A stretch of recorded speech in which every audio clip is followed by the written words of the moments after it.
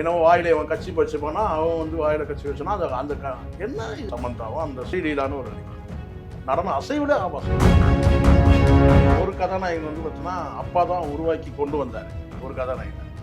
இன்னொரு கதாநாயகன் வந்து பார்த்தீங்கன்னா வந்து அப்பா வந்து கடங்காரன் ஆகிட்டாரு. இந்த 2 பேருமே ஒரு கதாநாயகியை கொண்டு போயிட்டு ஒரே மாதிரியான லொக்கேஷன் இதே நூல்ல தானே அவனும் நடிச்சிருந்தான்.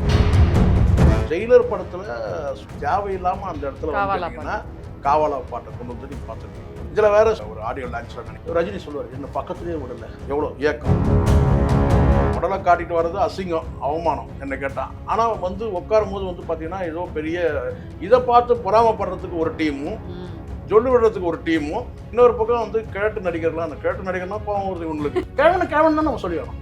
அப்போ நீ கிழவன், நான் தான் சொல்கிறேன், நான் கிழவன் தான், எனக்கு 54 வயசு ஆயிடுச்சு, கிழவன் தான் நான். ஆந்திராவில் கண்டிப்பாக சொல்கிறேங்க, பாராட்டணும் உண்மையிலேயே.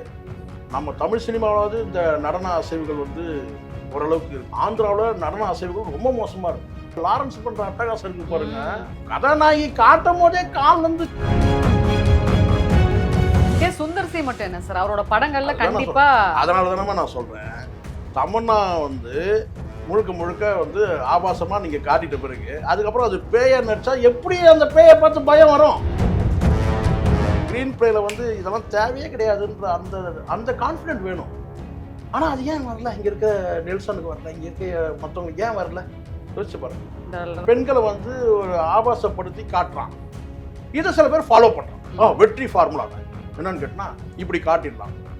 இது தப்பு தான், யார் செஞ்சாலும் தப்பு தான், சதே வியாபாரம். அதுதான். அதனால என்னன்னா இது வந்து முதல்ல மணி அடிச்சிருக்கிறாங்க. உண்மையிலே பாராட்ட வேண்டிய அந்த மணி. தமிழ் சினிமால எப்போ அதெல்லாம் நடக்கும்னு தெரியல. ஏன்னா நாமக்கல்ல திருச்செங்கோடு மெயின் ரோட் எர்ணாபுரத்துல இருக்கிற ஸ்பைரோ பிரைம் பப்ளிக் ஸ்கூல்ல +2 போர்டு எக்ஸாம்ஸோட சேர்த்து நீட் அண்ட் JEE கோச்சிங்கும் கொடுத்துட்டு இருக்காங்க.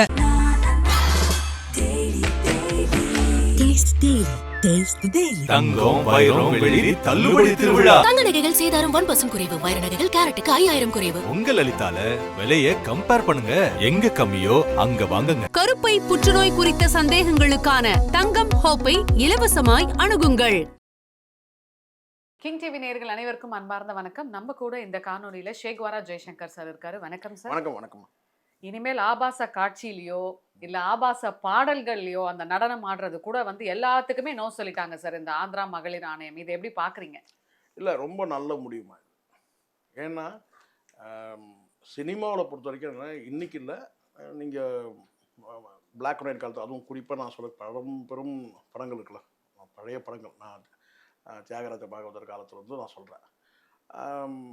அந்த காலத்துன்னு கேட்டால் வந்து ஒரு சினிமா பாடல் வந்து கவர்ச்சின்றது இல்லாமல் வந்து உங்களுக்கு தெரியும், முழுக்க முழுக்க பாடல்கள் மட்டுமே நிறைந்த படங்கள்லாம் வந்து இருந்திருக்கு.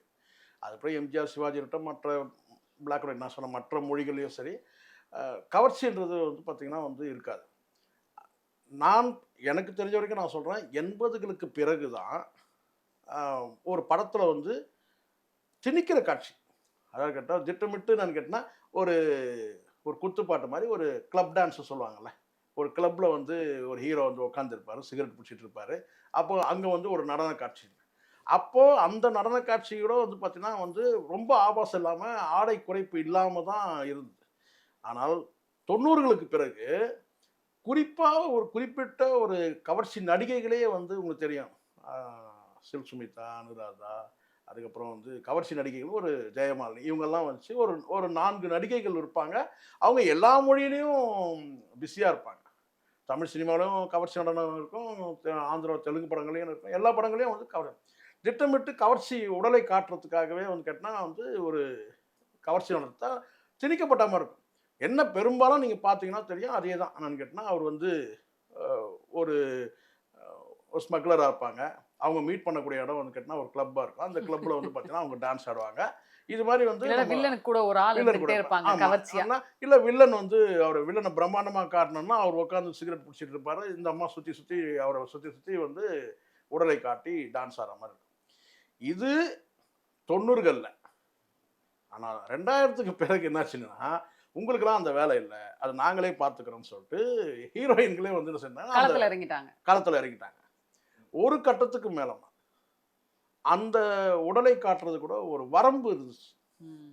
அந்த வரம்பெல்லாம் வந்து 2010க்கு பிறகு அந்த வரம்பை உடைச்சிட்டாங்க. அந்த உடலை காட்டுறதுல கூட பார்த்தீங்கன்னா ஒரு வரம்பு இருக்கு சொல்லுங்க. அந்த வரம்பெல்லாம் உடைச்சி என்னன்னு கேட்டிங்கன்னா, எவ்வளோக்கு எவ்வளோ உடலை காட்ட முடியுமோ அவ்வளோக்கு எவ்வளோ உடலை காட்டும். இந்த 2 பீஸ்லாம் சொல்றாங்க இல்லையா? ம். அந்த மாதிரி கட்டினா அப்போ என்ன ஆச்சுன்னு கேட்டிங்கன்னா, இந்த மாதிரி ஒரு கவர்ச்சி நடனம் ஆடக்கூடிய கதாநாயகிகள் வந்த பிறகு, அந்த கதைக்கு வந்து கதாநாயகி வந்து தேவையே இல்ல. கதாநாயகி வந்து நம்ம எப்படியும் கவர்ச்சியா காட்டும்போது, அதில எதுக்கு வந்து அவங்களுக்கு வெயிட் குடுக்கணும். அந்த கேரக்டர் வெயிட் குடுக்கணும். ஏன்னா எப்படியும் அவங்கள வந்து ஒரு கவர்ச்சி பதுமையா காட்டப் போறோம்.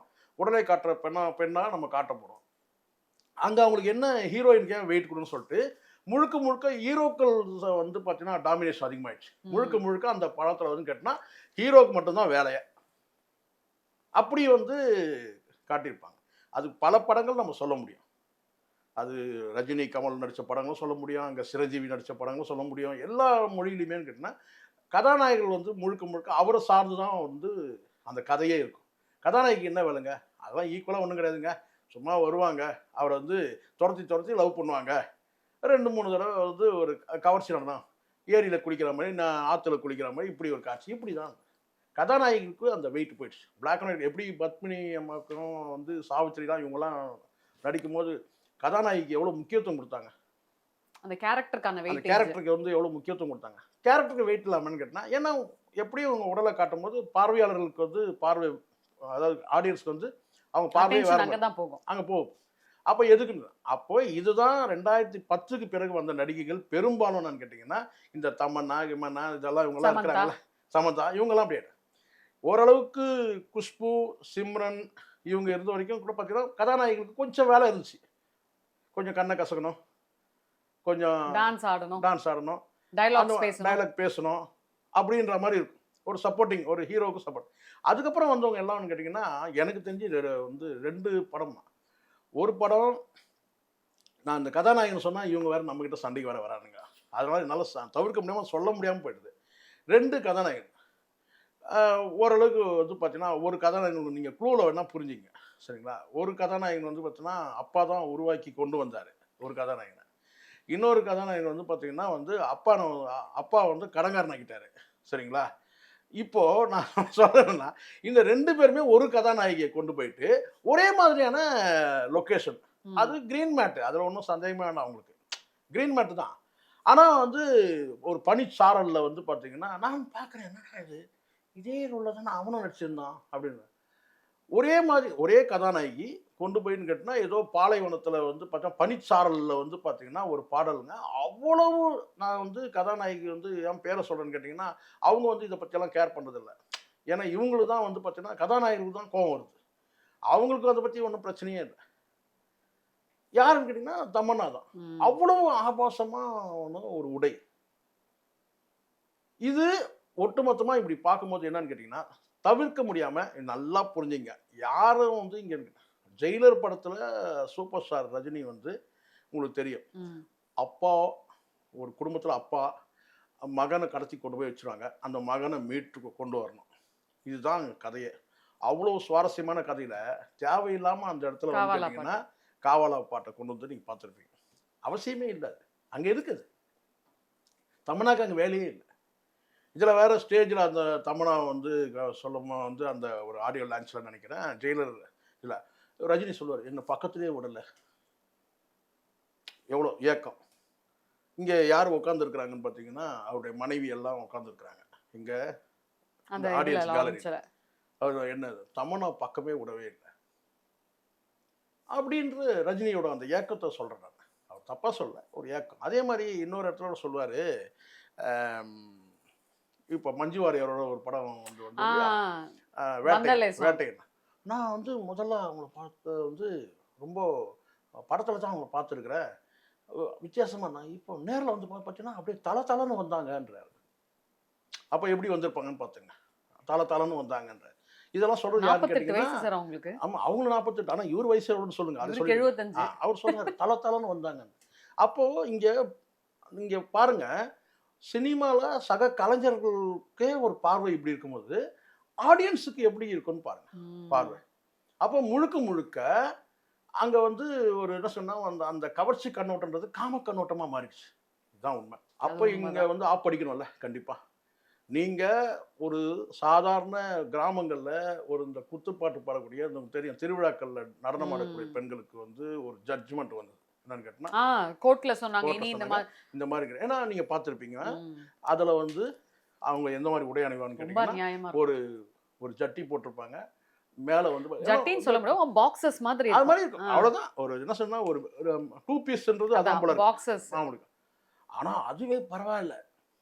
சினிமால வரக்கூடிய இந்த தமன்னா கிமன்னா இதெல்லாம் இருக்காங்களே இவங்க அதுதான் என்னோட கேள்வியா இருந்தது. இப்போ கோர்ட் வந்து தடை விதிச்சது இல்லையா? யார, அதாவது இந்த ரொம்ப கிராமப்புறங்கள்ல இருக்கவங்க வந்து தன்னோட குழந்தைகளுக்காகவும் குடும்ப சூழ்நிலைக்காக அந்த காசுக்காக போய் அந்த மாதிரி கவர்ச்சி நடனம் பண்றாங்க.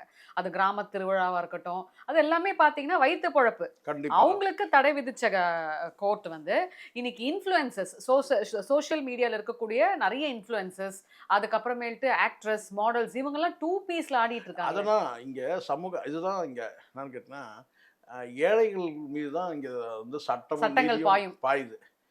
ஆனா அது வந்து நம்ம அதுக்காக அனுமதிக்க முடியாது. ஒரு யார் வந்து உடலை காட்டி கவர்ச்சின்ற பேர்ல ஆபாசத்தை காட்டினாலும் அது நடவடிக்கை எடுக்கணும் தான். அங்க ஏன் எடுத்தீங்கன்னு கேட்கக்கூடாது. இங்க ஏன் எடுக்கலன்னு கேட்கலாம். நீங்க வந்து கிராமத்துல வந்து ஒரு நடனம் நடக்கிற பெண்கள் அவங்க பசிக்காக ஆடினாலும் கூட வந்து கேட்டினா அதை நீங்க வந்து தடுக்கும் அந்த நீதியும் அந்த சட்டமும் ஏன் வந்து இவங்களுக்கெல்லாம் வந்து அனுமதிக்குது? ஏன் பிரபலமான நடிகைகள் எப்படி வந்து அவங்களுக்கு இதை விட ஒரு நடந்த பல நடன நிகழ்ச்சிகள்லாம் நீங்கள் பார்த்துருப்பீங்கம்மா டிவிக்களில். நான் சொல்கிறது 2010க்கு பிறகு வந்து சொல்கிறேன் நான். இந்த இந்த மாநாடு மயிலாடை அப்புறம் ஏதோ இந்த நடன நிகழ்ச்சிகள்லாம் நிறைய ஜோடி டான்ஸ்லாம் அது வந்து இப்போ பரவாயில்ல. இப்போ அது நடக்கலன்னு நினைக்கிறேன் அநேகமாக.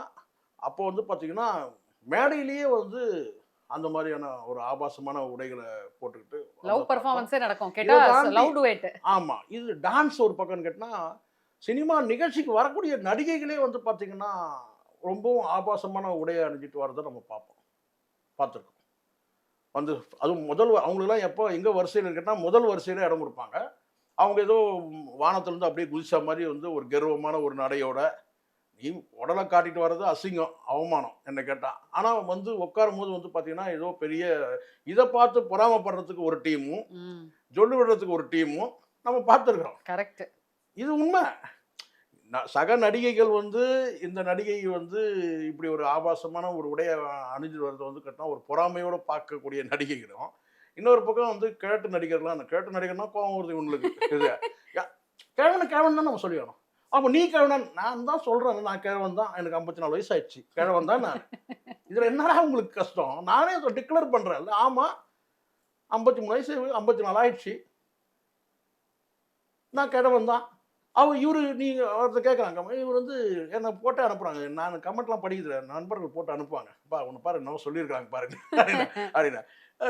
அவங்களெல்லாம் நீ கிழட்டு நடிக்கிற சொல்கிறிய, கிழவின்னு சொல்கிறிய, நீங்கள் கிழவன். நான் கிழவன் தான். ஆனால் அதை சொல்கிறதுக்கு எனக்கு வந்து துணிச்சல் இருக்குல்ல, தைரியம் இருக்குல்ல, நான் சொல்கிறேன். இவனுங்கெல்லாம் கேட்டினா ஒரு பக்கம் வந்து இந்த இளம் நடிகர்கள் சொல்லுவான், அவன் எல்லாம் 40 வயசில் இன்னும் கல்யாணம் வந்து உங்ககிட்ட சொல்லக்கூடாது, இன்னும் வந்து கல்யாண காட்சி இல்லாமல் தான் இருக்கிறானுங்க 40 வயசை கடந்துட்டு. காரணம் என்ன?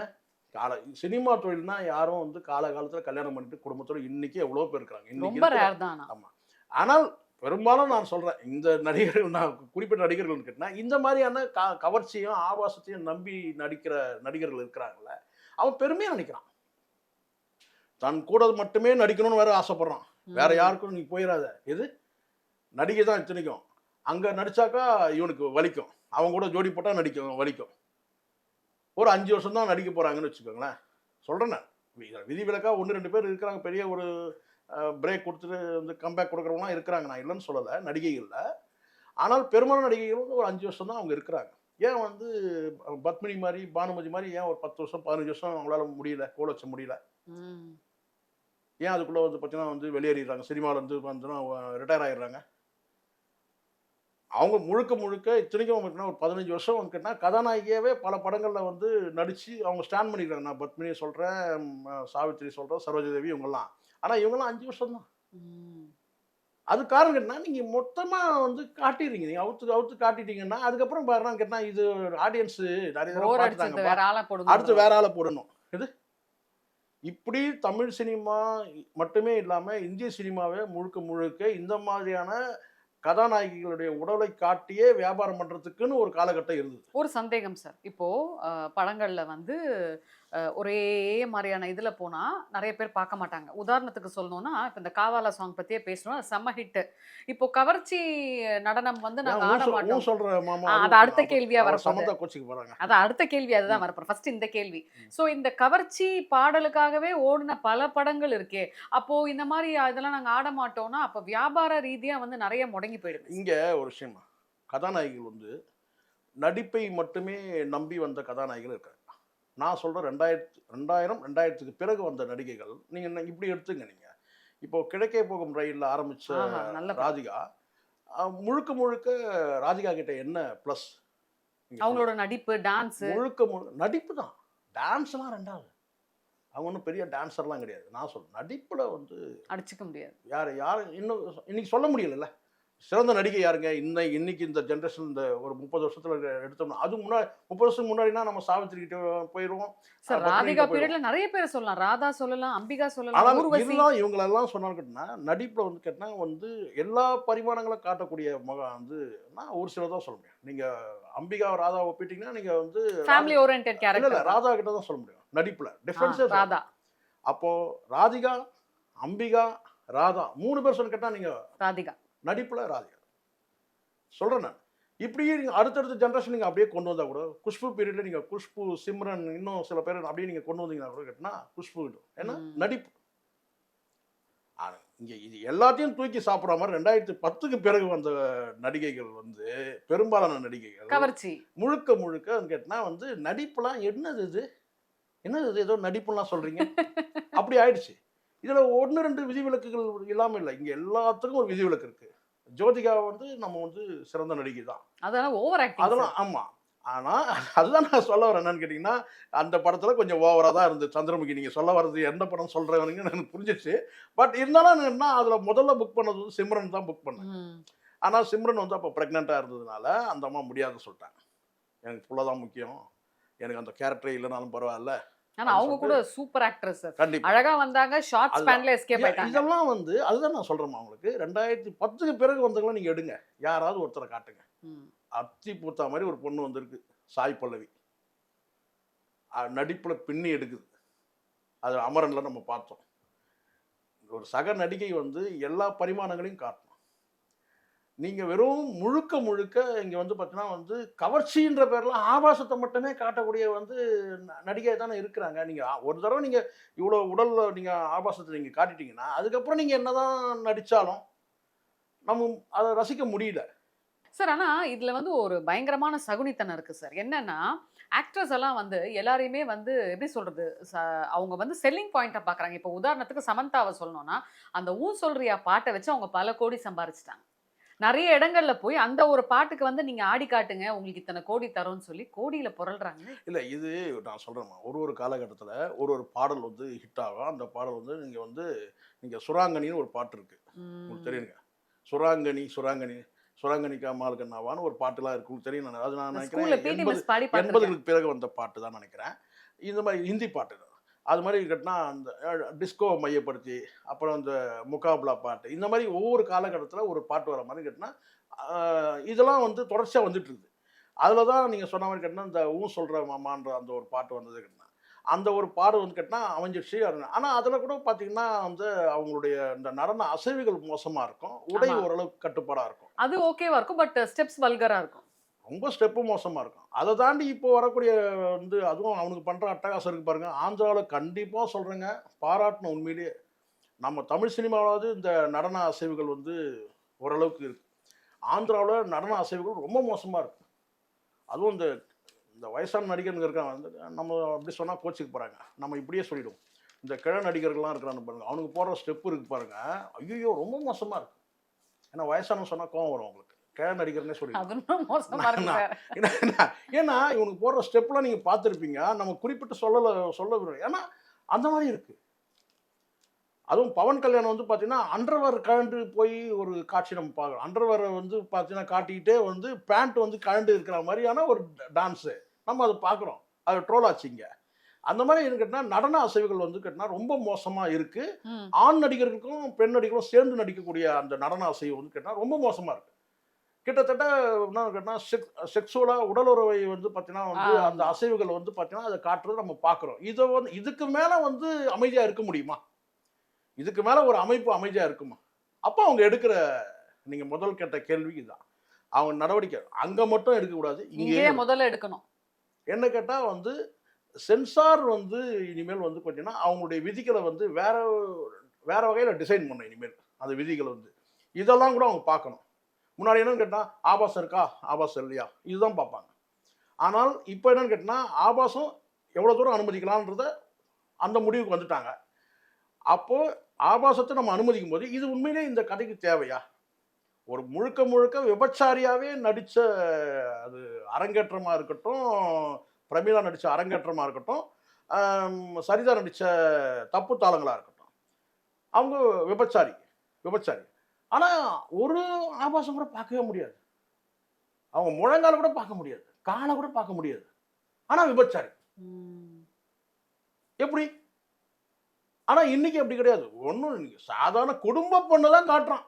இது நீங்கள் பார்த்துருப்பீங்க, இந்த லாரன்ஸ் பண்ணுற அட்டகாசம் இருக்கு பாருங்க, ராகவா லாரன்ஸ்.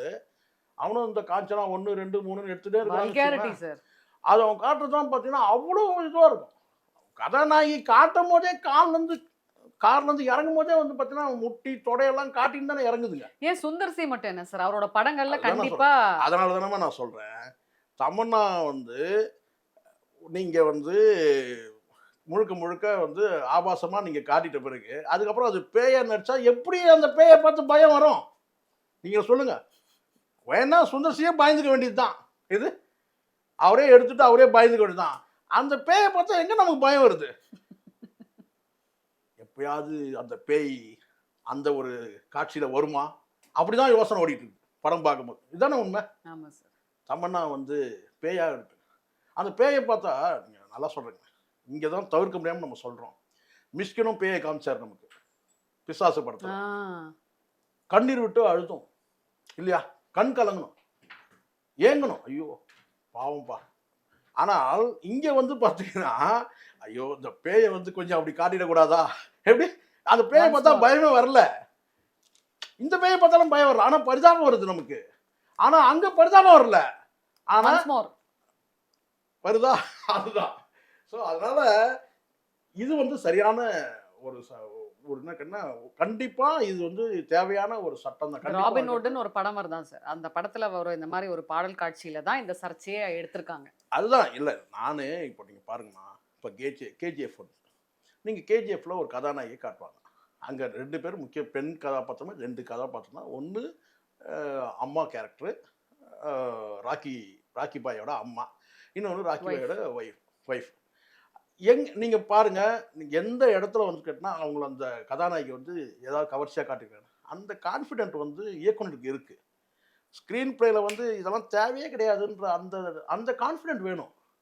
ஆனால் அது ஏன் வரல? இங்கே இருக்க நெல்சனுக்கு வரல, இங்கே இருக்க மற்றவங்களுக்கு ஏன் வரல? யோசிச்சு பாருங்க. இந்த ராகவா லாரன்ஸ், சுந்தர் சி இவங்க பண்ண அந்த ஸ்டைல் தான் சார் ரொம்ப கிளாமரா. அதுதான் நான் சொன்னேன். ஒரு சிலர் நீங்கள் ஏன் அப்படி சொல்கிறீங்க? குறிப்பிட்ட அவங்கள சொல்ல விட தமிழ் சினிமாவில் வந்து பார்த்தீங்கன்னா சிந்திக்க தெரியாத சில பொறுக்கிகள் இப்படி வந்து ஒரு இந்த மாதிரி இருக்கிற பெண்களை வந்து ஒரு ஆபாசப்படுத்தி காட்டுறான். இதை சில பேர் ஃபாலோ பண்ணுறான். வெற்றி ஃபார்முலா தான் இது. என்னன்னு கேட்டினா இப்படி காட்டிடலாம். இது தப்பு தான், யார் செஞ்சாலும் தப்பு தான். சதை வியாபாரம் சார். அதுதான். அதனால என்னன்னா இது வந்து முதல்ல மணி அடிச்சிருக்கிறாங்க. உண்மையிலே பாராட்ட வேண்டிய அந்த மணி. தமிழ் சினிமாவில் எப்போ அதெல்லாம் நடக்கும்னு தெரியல. ஏன்னா ஒன்று அங்கே அதே மாதிரி ஹேமா கமிட்டின்னு ஒன்று வந்து அது ஆனால் அவிஞ்சு போச்சு சார். அதுவும் நான் சொல்கிறேம்மா, அது வந்து காரணம் என்னன்னா குற்றச்சாட்டு யார் புகார் கொடுக்குறாங்களோ அவங்க வந்து நிற்கலை. அவங்க அதுக்கப்புறம் பேக் வாங்குறாங்க, பின்வாங்குறாங்க. நம்ம இது வந்து சாட்சி சொல்லக்கூடிய இடத்துல அவங்க போகும்போது அவங்க விட்ரா பண்ணிக்கிறாங்க. அப்போ வந்து என்ன செய்ய முடியும்? ஆனால் ஒரு 35 பேர் பின்வாங்கினாலும் ஒரு 10 பேர் வந்து ஸ்ட்ராங்காக இருக்கிறாங்க. கொடுத்த புகாரை நாங்கள் விட்ரா பண்ணல, சாட்சி சொல்ல தயாராக இருக்கிறாங்க. அதுவே வெற்றி தானே. பயம் இருக்கணும்ல. என்னன்னு கேட்டால் இப்போ இதெல்லாம் வந்து இனிமேல் கொஞ்சம் எச்சரிக்கையாக இருக்கணும்பா, தேவையில்லாமல் வந்து நாளைக்கு வந்து புகாராயிடும் அப்படின்னு ஒரு இது. ஆனால் ஒரு பின்னடைவு தான். அந்த ஹேமா கமிட்டிக்கு வந்து ஒரு பின்னடைவு தான். ஒரு 35 பேர் வந்து சாட்சி சொல்லவே வரல அப்படின்னும்போது அங்கே வந்து கமிட்டியில் வந்து அவங்க வந்து பதிவு பண்ணிட்டாங்க. ஆனால் அதே கோர்ட்டுக்கு போகும்போது வரமாட்டேங்கிறாங்க. ஆனால் ஒரு 10 பேர் வந்திருக்காங்க. இது ஒரு பரவாயில்ல. ஆனால் இதுதான் சொல்கிறேன், இது ஒரு நகர்வு, நல்ல நகர்வு. இன்னொரு பக்கம் வந்து கவர்ச்சி நடனங்களுக்கு வந்து பார்த்தீங்கன்னா அது வந்து ஒரு சென்சார் வைக்கிறது, அதுவும் ஒரு நல்ல ஒரு நகர்வு. நீங்க சொன்ன ஒரு விஷயம் வந்து உண்மையா ரொம்ப நல்ல விஷயம் சார். அதாவது இனிமேல் வரப்போற அந்த டைரக்டர்ஸ் வந்து திறமையும் மற்றும் அந்த நடிப்பையும் மட்டும் காமிச்சு படம் எடுத்தா ஃபியூச்சர் நல்லா இருக்கும். தவிர்க்க முடியாமல் நான் சொல்கிறேம்மா, ரீசெண்டாக வந்த மலையாள படங்களும் நீங்கள் பாருங்கள். மலையாள படங்களும் சில தோல்விகளை சந்திக்குது, நான் இல்லைன்னு சொல்லவே இல்லை. ஆனால் எந்த வகையிலையும் வந்து பார்த்தீங்கன்னா இந்த மாதிரியான அசிங்கத்தெல்லாம் காட்டவே இல்லை. இப்போ ரீசெண்டாக எடுத்திருக்கிற எல்லா நீங்கள் கிரைம் த்ரில்லராக இருக்கட்டும், எந்த படமாக எடுத்து பாருங்கள், இயல்பை காட்டுறாங்க. எங்கேயுமே வந்து நீங்கள் வந்து வக்கரத்தை காட்டவே இல்லை. நான் மலையாள படங்கள் நான் பாராட்டுறேன். உண்மையிலே இப்படியான இயக்குனர்கள்லாம் வந்துட்டு இருக்கும்போது தமிழ் சினிமாவும் மாறணும்னு நினைக்கிறேன். இங்கே வந்து நல்ல படைப்பாளிகள் வந்து உருவாகணும். நான் இப்போ நான் சொல்கிறேன், நம்ம பெருமையாக சொல்லலாம். படம் தோல்வியாக இருந்தால் கூட நம்ம பெருமையாக சொல்லலாம். சில படங்கள், நான் ரஞ்சித்தோட படம் நீங்கள் எடுத்துக்கங்க. நீங்கள் இந்த படம் நான் சொல்கிறது தங்கலானுக்கு முன்னாடி, நான் தங்கலான்னு சொல்ல மாட்டேன், அதுக்கு சில காரணங்கள் இருக்குது. அதுக்கு முன்னாடி வந்து சார்பட்டா பரம்பரை எடுத்து, அங்கே எங்கே நம்ம வந்து ஆபாசத்தை பார்த்தோம் சொல்லுங்கள். இந்த கணவன் மனைவி உரையாடலில் வரக்கூடிய பேச்சுக்கள் இதெல்லாம் வேற, சரிங்களா? அந்த டைமில் முதலிரவு காட்சி கூட வந்து பார்த்தீங்கன்னா கணவன் மணி நெருங்கின உடனே பார்த்தீங்கன்னா உடனே லைட் ஆஃப் பண்ணுவதை காட்டும், சரிங்களா? இப்போ வந்து பார்த்தீங்கன்னா வந்து எல்லாத்தையுமே வந்து காட்டக்கூடிய காட்சி ரொம்ப எப்படி ஆபாசத்தை காட்டுறதுக்கான வழிமுறைகளை கையாளும் போது சில காட்சிகள் வந்து தவிர்க்க முடிச்சு, அது சம்மந்தமே இல்லாமல் கூட அந்த கொண்டு வந்து அந்த காட்சியை வைக்கிறது நம்ம பார்க்குறோம். ஆனால் சில படைப்புகள் தான், சார்பட்டா பரம்பரை மாதிரி இன்னும் பல படங்கள் இருக்குது. அந்த ஒரு கலை சம்மந்தமாக எடுக்கும்போது கூட பார்த்தீங்கன்னா அங்கே வந்து எங்கேயுமே வந்து நீங்கள் வந்து பார்த்தீங்கன்னா ஆபாசமே இல்லவே இல்லை. ஆனால் அதே இன்னொரு படம், அதே இயக்குனர் எடுத்த இன்னொரு படத்தை பார்க்கும்போது கேட்டிங்கன்னா எங்கேயோ ஒரு இடத்துல வந்து அந்த இடத்துல ஒரு ஆபாசம் வந்து நம்ம பார்வைக்கு வர்றது தான் செய்யுது. ஸோ அதனால் எந்த இயக்குனராக கேட்டால் நான் மலையாள படங்களை தூக்கி வச்சு பேசணும், நம்ம தமிழ் சினிமா படைப்பாளிகளை குறைச்சி பேசணுன்றது என் நோக்கம் எனக்கு கிடையாது. ஆனால் மாறணும்னு சொல்கிறேன் நான். இது வந்து சரியான சவுக்கடி ஆந்திராவில் இருக்கிற இந்த டோலிவுட் என்ன கேட்டால் சொல்லுவேன். காரணம் என்னென்னா அந்த மாதிரி தான் அங்கே வந்து நடன அசைவுகள் ரொம்ப மோசம். ஆபாசம்ன்றது உடலை காட்டும் போது ஆபாசம், அதுக்கப்புறம் அந்த நடன அசைவுகள் ஒன்று இருக்குது பாருங்கள். ஏன்னா வாயில அவன் கட்சி வச்சுப்பானா, அவன் வந்து வாயில கட்சி வச்சானா, அந்த என்ன இது? அதுவும் இந்த நான் சமீபத்தில் வந்த படங்கள் நான் சொல்கிறேன், அது புஷ்பா 2 கூட இருக்கட்டும், அதுவும் குறிப்பிட்ட அந்த நடிகைகள் தான் நல்ல பேர் எடுத்திருக்காங்க. சமந்தாவும் அந்த ஸ்ரீலீலா தான். ஆமாம், அந்த புஷ்பா 2 வந்து ஸ்ரீலீலான்னு ஒரு நடிகை. ஸோ இவங்க தான் அந்த படத்தில் நான் பார்க்குறேன்னு கேட்டால் இவ்வளோ ஆபாசம் வந்து நடன அசைவில் ஆபாசம், உடலை காட்டுறது ஆபாசம், நடன அசைவில் வந்து அப்போ இது நோட் பண்ணி தான் இதுக்கு வந்து சரியான முறையில் இருக்கணும். எப்படி ஒரு தெருக்கூத்தில் ஆடக்கூடிய வந்து நபர்களுக்கு வந்து நடிகைகள் சொல்ல முடியாது, கூத்தாடிகளுக்கு வந்து எப்படி நீங்கள் நடனம் ஆடக்கூடிய பெண்களுக்கு நீங்கள் வந்து எப்படி வந்து ஒரு தீர்ப்பு மூலமாக நீங்கள் வந்து தடுக்கிறீங்களோ அதே மாதிரி சினிமாவையும் நீங்கள் அதை செய்யணுன்றது தான். மிக சிறப்பு சார், நன்றி. நன்றி. நாமக்கல்ல திருச்செங்கோடு மெயின் ரோட் எர்ணாபுரத்துல இருக்கிற ஸ்பைரோ பிரைம் பப்ளிக் ஸ்கூல்ல +2 போர்டு எக்ஸாம்ஸோட சேர்த்து நீட் அண்ட் JEE கோச்சிங்கும் கொடுத்துட்டு இருக்காங்க.